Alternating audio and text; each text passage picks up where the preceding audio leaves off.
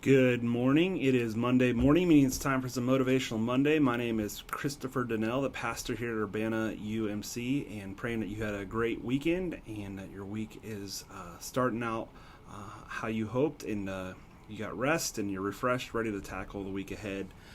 This past week, we are in the second week of our series called Altars, Meeting God Then and Now, and we talked about in 1 Kings where Elisha built an altar and God had to bring the fire. And it brought the question to my mind about working really hard for something only to feel disappointed with the outcome. Maybe it was a project at home or even something in our faith lives where you gave your best but still came up short, it felt like. And I believe the truth is we can build and we can labor and we can pour ourselves out over and over and over again, but unless God blesses it, our work can really feel like it's in vain.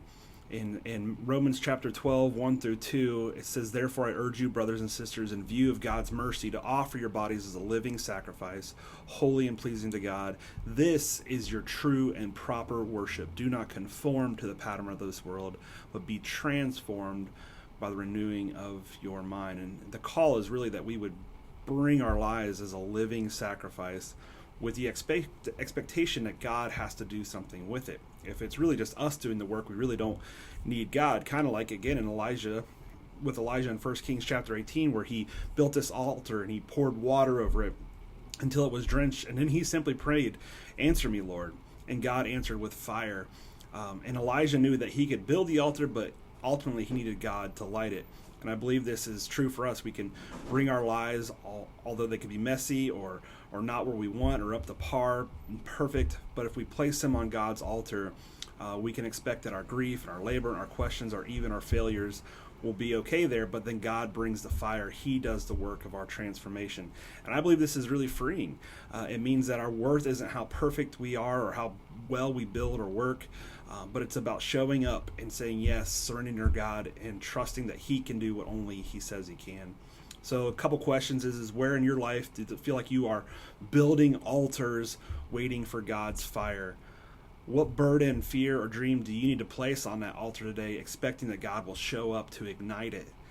And do you actually believe that your labor is not in vain?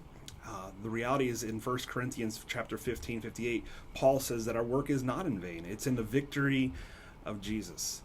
So as you go this week, I invite you to reflect on maybe what you're working and laboring and building towards, but you're still waiting on God, or maybe not even surrendering yet fully to God in an area where you know that He has to bring His presence, His fire to what we're bringing as a sacrifice. So I just bless you and pray for you this week that you would find those things in the altar building, but also that you would find yourselves waiting on God to light them. Have a great week.